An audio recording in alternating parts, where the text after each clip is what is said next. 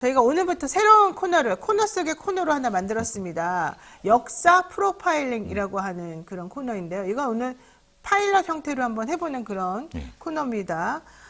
현안에 이어서 매주 수요일 만나는 베프의 촉 코너 속의 코너인데요.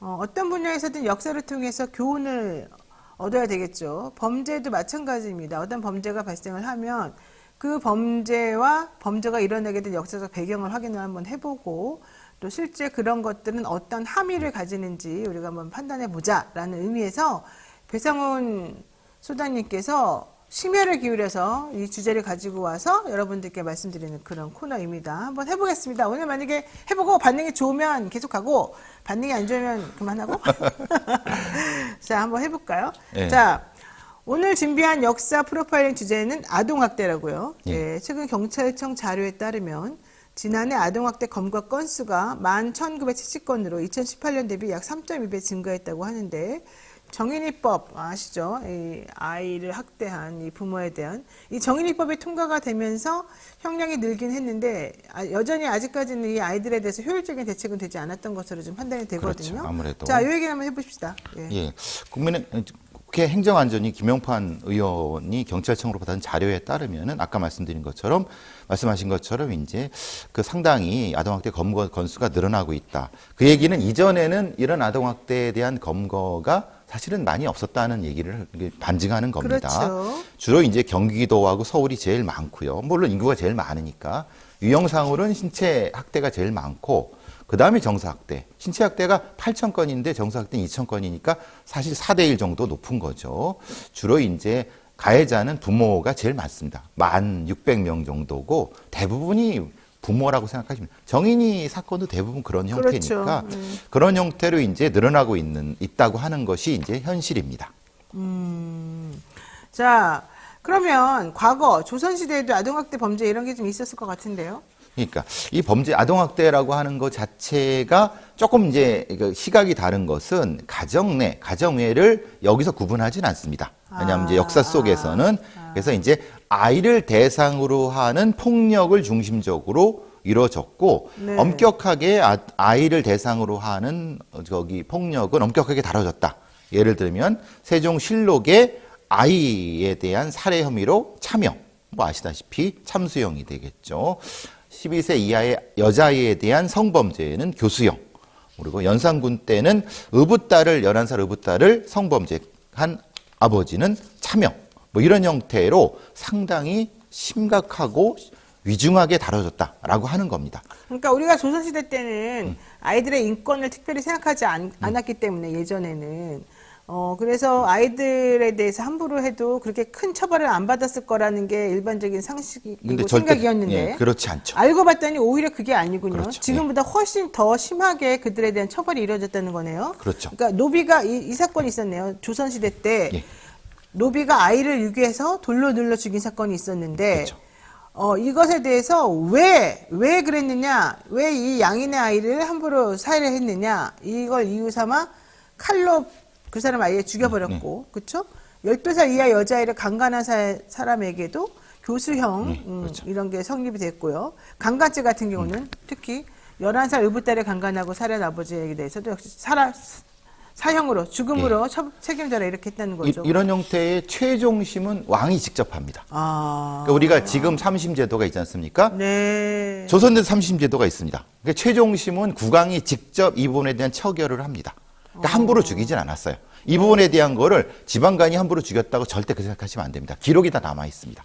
근데 당시에는 조금 다른 것은 아이들의 신체에 대한 어떤 뭔가 이제 좀 뭐 신체를 훼손하고 이런 행위들이 많았습니다. 미신에 따라서 특히 아이들에 대한 신체 훼손 행위가 많았고 이게 채생절할이라고 해서 채생절할. 그러니까 신체를 잘라서 가져가는 행위죠. 아이의 신체를 잘라서. 그렇죠. 예. 특히 이제 중종실록 같은 데에서는 뭐 손가락을 끄는 흔적도 있고 여러 가지 물론 살아남았습니다만은 그 명종 때는 여자아이의 손가락 2개가 잘리는. 그러니까 말하자면 이게 일종의 미신 같은 거라 그래서 그런기 때문에 조선 왕조에서는 심각하게 다뤄갖고 이 일을 대역죄인에 준하는 우리가 보통 능지처참이라고 하지 않습니까? 네. 상당히 심각한 형벌입니다. 왜냐하면 신체를 다 고통을 주면서 죽이는 거기 때문에 이런 형태로 이런 범죄들을 다스렸다는 겁니다. 이야, 이거 되게 끔찍하네요. 보니까 어떤 사람이 이게 이제 중종실록에 있는 기록이라는데 어떤 사람이 관찰사 유세침 집에 10살 된 종을 산속으로 유인해서 두 손가락을 끊고 흔적을 없애기 위해서 온몸을 찔렀다. 근데 아이가 그래도 참 생명력이 강해요. 가까스로 살아났는데 이게 말이 되느냐? 이런 그 기록도 있었고요. 그렇죠. 명종 1년에는 3살 여자아이의 손가락 2개가 또 잘리는 사건이 있었고, 명종 15년에는 사람의 병을 치료하기 위해서 어린아이를 죽여 살을 베어내고 우물속에 몰래 던진 일도 있었다는 겁니다. 이 사람들 전부 다 나중에 차명을 당했는데, 그렇죠.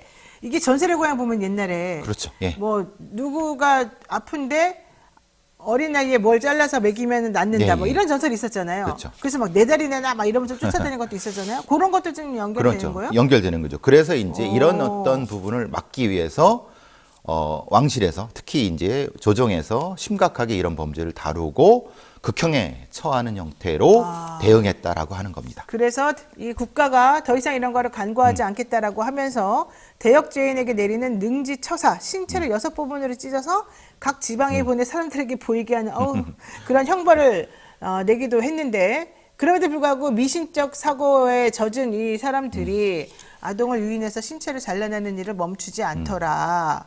그러면 어떻게 되는 거예요? 그러니까 이제 그 정도로 아동에 대한 범죄를 심각하게 다뤘다라고 하는 것이 이 주제가 되는 거고, 이제 이전에는 그런 아동에 대한 범죄가 그렇게 심각하게 다루지 않았다고 하는 상식은 잘못된 상식이 되는 거죠. 네. 예. 자, 그러면 요거를 이제 현재하고 연결시켜서 보면은 원래 우리 형법에는요, 사실은 영아 살해에 대해서는 막 봐주는 그런 게 네, 있어요. 그렇죠. 그런 식으로 아동에 대해서는 우리가 옛날에는 부모님인데 부모님은 어때? 이러면서 아이들을 사랑하는데 걔네들한테 처벌이 필요하니까 할 수 없이 하는 거야 라는 사고방식으로 애들에 대해서 부모가 함부로 하더라도 그걸 그냥 많이 봐주고 넘어가는데, 이제는 그렇게 하지 않는다는 거죠. 그렇죠. 근데 이제 사실 우리는 지금의 법상으로도 아동 범죄에 대한 대응은 분명히 존재를 합니다.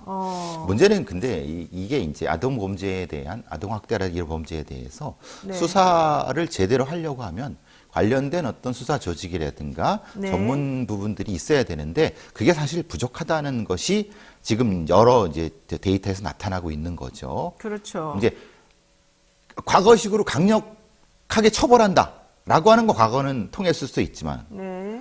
지금은 처벌만 가지고는 능사가 아니다. 능사가 아닌 부분인 거고, 그럼 어떻게 처벌할 것이냐? 그럼 그걸 수사를 해야 되잖아요. 네. 그럼 수사할 수 있는 인력이 있느냐? 사실 그 부분은 많이 좀 부족한 부분이 그렇군요. 있죠. 특히 이제 뭐 경찰청의 용해인 의원실에서. 의원실에서 경찰청에서 이제 받은 자료에 의하면 네. 사실 되게 안타까운 건 이런 겁니다. APO라고 해서 학대 예방 경찰관이 별도로 있습니다. 학대 예방 경찰관을 APO라고 부르는군요. 예. 말하자면 그게 이제 흔히 말하는 가정폭력, 아동학대, 노인학대, 장애인학대 등을 대상으로 예방하고 사후 관리까지 전담하는 경찰인데, 문제는 이게 계속 감소하고 있다는 거예요. 시도 경찰관의 수가? 2021년엔 737명에서 네. 2020년엔 707명. 이 작년 같은 경우, 올해 같은 경우죠. 올해 같은 698명으로. 그러니까 정부의 기조가 이런 아동학대 범죄에 대해서 좀 더 적극 대처하겠다고 얘기는 했지만은 네. 실제로는 그 대응할 수 있는 인력은 줄어들고 있다. 네네. 이거 어떻게 하겠다는 거냐? 네. 이게 좀 갑갑하다는 거죠. 맞아요. 자, 왜 그럴까요? 저는 사실은 이 아이들에 대한 범죄를 제일 혐오하는 게, 애들은 힘이 약하고 네.